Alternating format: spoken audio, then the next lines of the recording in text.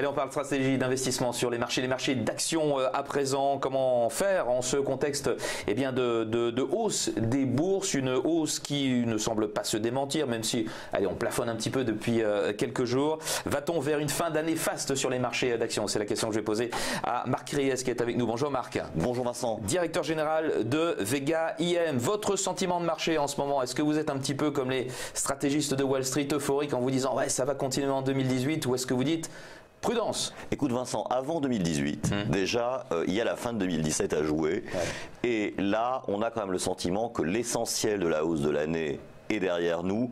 Et surtout qu'il n'y a plus tellement, en ce mi-novembre, disons, d'éléments moteurs nouveaux pour relancer finalement la dynamique haussière des marchés.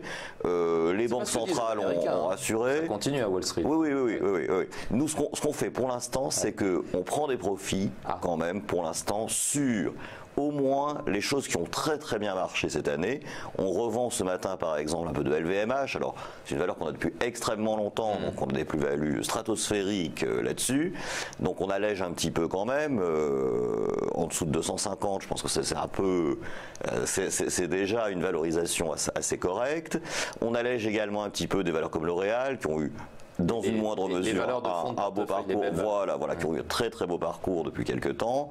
On allège également les grosses industriels cycliques comme Siemens ou des trackers DAX qui ont très bien marché aussi. Vous allégez d'une façon générale, j'ai l'impression. Alors voilà, en tout cas, on essaie d'écréter un peu. On était très fortement surexposés, nous, sur les marchés d'actions, en particulier européennes. Et là, vous vous dites quoi? À 5003, déjà, si on termine à ce niveau-là, ce sera bien. Voilà, ce qu'on se dit, en fait, si tu veux, c'est que les bonnes nouvelles ont été plutôt déjà intégrées dans le marché, la stratégie des banques centrales, la hausse des résultats des entreprises pour 2017, etc. Donc, la réforme fiscale. Alors voilà, même pas encore passé, tout le sujet, on fait comme si c'était passé. Tout le sujet, c'est ça, c'est que les marchés ont besoin d'un nouveau carburant pour aller plus haut, j'ai l'impression, et cette réforme fiscale pourrait être ce nouveau carburant. Mais pour l'instant, comme on voit qu'il n'y a pas un accord politique rapide, que les sénateurs traînent la patte, etc., on se dit que voilà, ça peut prendre un peu plus de temps que prévu. Et le temps, il va quand même plutôt, pour des gens qui ont déjà des profits cette année importants, être sujet à en prendre. Voilà. Là, le CAC 40, quand on regarde le CAC 40, 5350, environ 3550, vous estimez heureux avec un marché parisien à ce niveau-là? Bah écoute, c'est déjà pas mal, surtout que nous, dans nos portefeuilles, on a souvent fait encore mieux que le marché, parce que, si tu veux, on était positionné sur des secteurs comme le luxe, comme la technologie, comme la construction, qui ont très bien marché cette année. On était absent des secteurs qui ont un peu vasouillé, comme les télécoms par exemple. On en reparlera voilà. De ça, parce qu'il y a le cas Altis, bien entendu. Il y a le cas Altis, bon. Mais au total, si tu veux, on a l'impression d'avoir fait une belle année pour nos clients et on a envie d'être un peu serein. Alors après, le sujet, c'est qu'effectivement, on attend pour 2018 une hausse d'à peu près 8%. Des profits des entreprises européennes, 8 à 9%. Donc, sans doute, le début de 2018 risque à nouveau d'être une bonne période pour les marchés. Donc, il ne s'agit pas non plus de rater ça. Et on se réexposera, s'il y a une petite correction, tu vois, vers 5200, etc., on reviendra à ce moment-là. Mais en regardant ce qui a bien corrigé et ce qui est intéressant à ce moment-là à acheter. Il y a une grande maison, bon, c'est Amundi pour ne pas la citer, qui se dit bon, 2018 ça va être une année agitée. Est-ce que justement les turbulences ne pourraient pas venir de la Chine? Quand on voit ce matin que le marché chinois, Shanghai, dévie de 3%, et c'est peut-être que le début, il y a une correction sur l'obligataire là-bas. Il y a des investisseurs qui s'inquiètent du fait que le gouvernement pourrait calmer la hausse des marchés, parce que peut-être que ça va trop vite, je ne sais pas. On regarde l'indice Shanghai, donc moins 3%. Aujourd'hui, bon, c'est vrai qu'il s'est fortement apprécié, mais Wall Street aussi s'est fortement apprécié. Est-ce que l'élément déclencheur d'une correction qui ne serait peut-être pas durable, parce que vous nous dites que 2018 sera peut-être une bonne année, est-ce que ça pourrait pas venir de la Chine?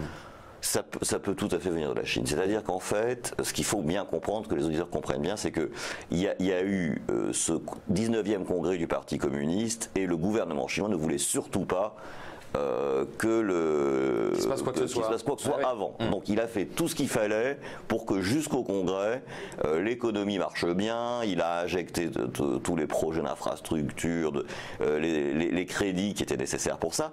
Pour autant, ce qu'il faut aussi savoir, c'est que 1% de croissance supplémentaire du PIB chinois, c'est 7% d'endettement supplémentaire.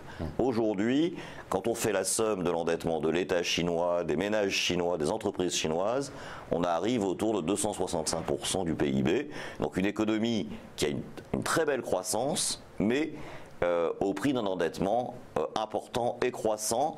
Donc maintenant que le Congrès est passé et que l'État finalement se dit on peut lâcher un peu la pression, essayer de limiter un peu cette bulle du crédit, il faut s'attendre à ce que peut-être la croissance chinoise ne soit plus à 6,9 comme elle l'était encore en début d'année 2017, mais qu'elle converge gentiment vers 6,5, puis peut-être 6,3.